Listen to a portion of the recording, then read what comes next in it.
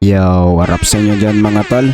Pag-usapan naman po natin itong pagbibigay daw po ng Venezuela sa US ng 30 hanggang 50 o 50 na bariles ng langis.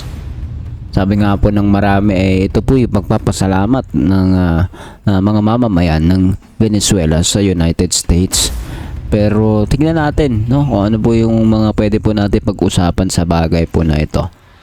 Pero bago po ang lahat ng yan, make it sure na pindot mo yung subscribe button and notification bell para updated ka palagi sa mga videos natin. And syempre, libre-libre lang din po sumali sa ating paraffle na every month, every time na madaragdagan ang ating channel ng 100 subscriber. Para makasali, mag-comment ka lang dyan. Comment mo yung buong pangalan mo at tagyan mo ng heart sa katabi ng pangalan mo. So yun na nga, umpisahan na natin to. Let's go.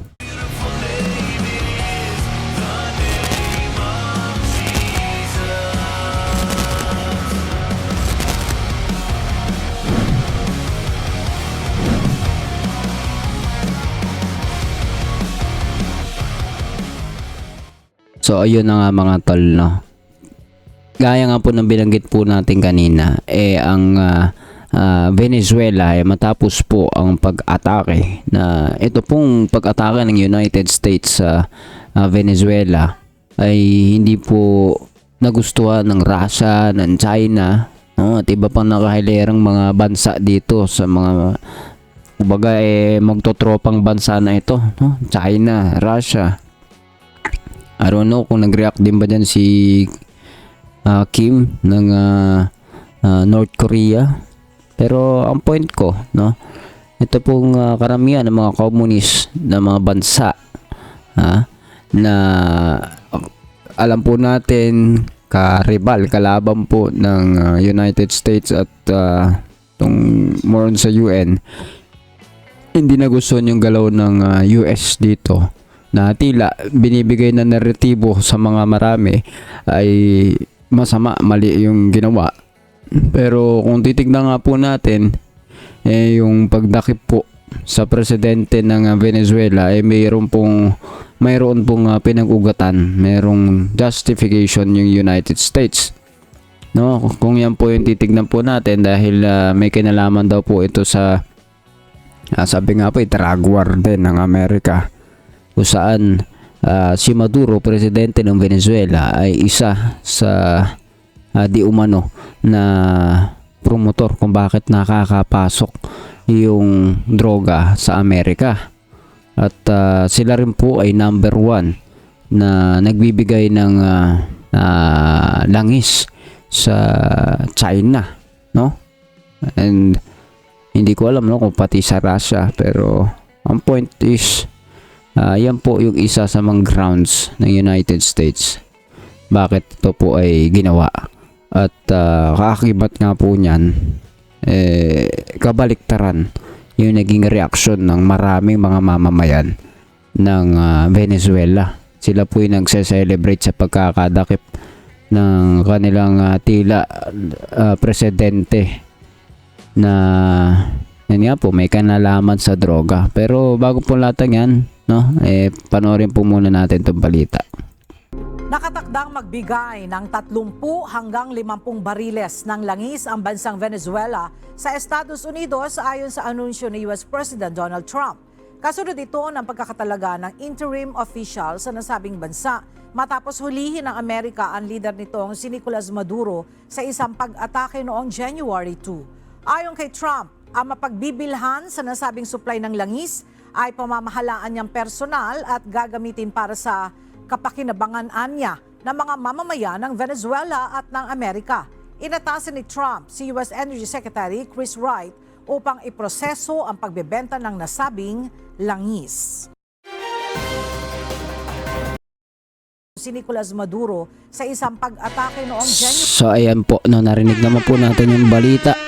Sabi nga, ito po ipoproseso at ang langis nga po talaga naman pong nire-refine yan. Pero kung di po ako nagkakamali, sa Venezuela ay isa po siya sa number 1 na meron pong kung hindi po nagkakamali oil reserve.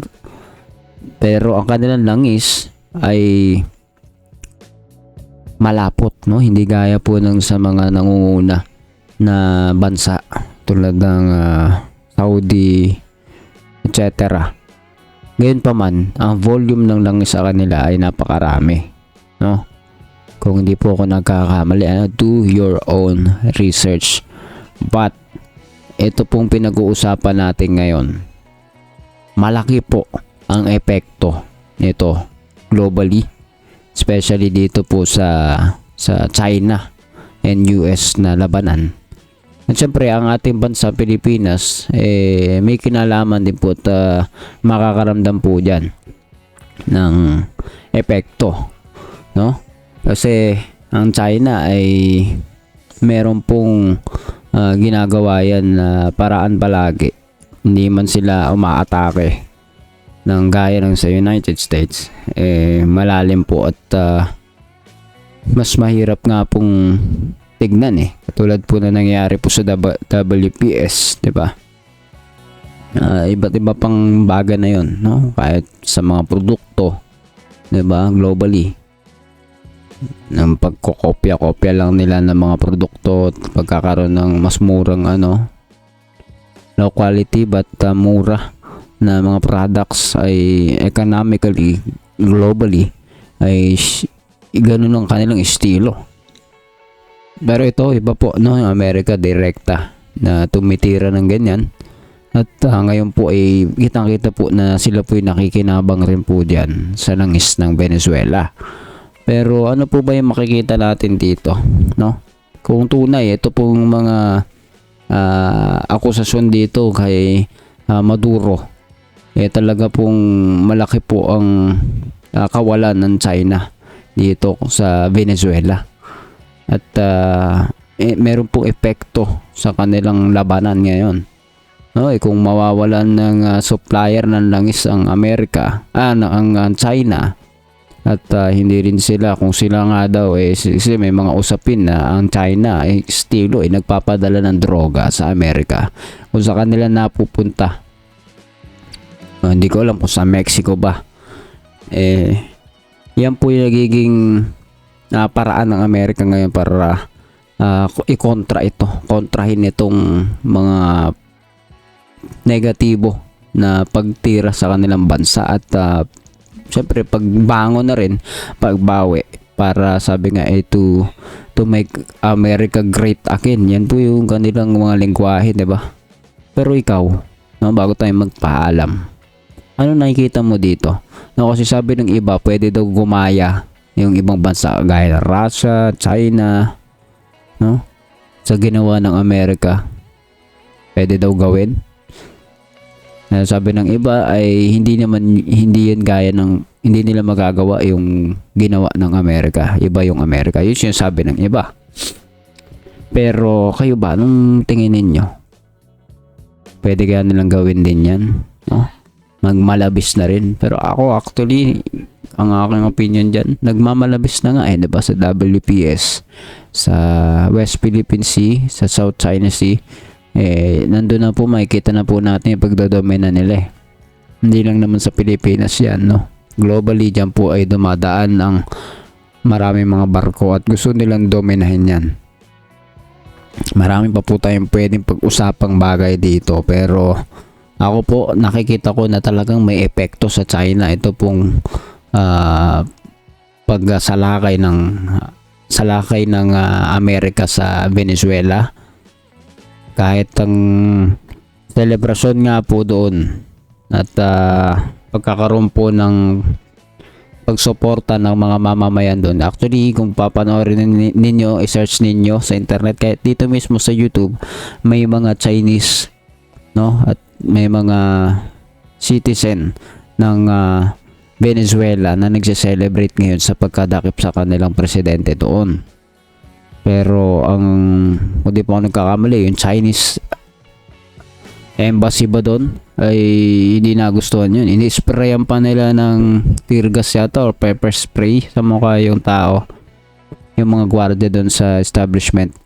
And dinakip naman po kaagad. So, iisip ng iba, they think, iniisip nila ay wala sila sa Amerika o wala sila sa federal na lugar. Iisip nila sa China sila, hindi. Dinakip sila kaagad. Pero ako po naniniwala yung mga bagay na yun ay patunay na dinaramdam ito ng China. Naniniwala ako, no? And at the same time, yung Amerika ay nakakabawi dito. Ikaw, anong masasabi mo, no? Positibo ba to? Negatibo? Anong epekto nito maging sa ating bansang Pilipinas? Comment down below. Pag-usapan natin yan sa comment section, and please do not forget to hit the subscribe button and notification bell para updated ka palagi sa mga videos natin parating. See you ulit sa susunod na video.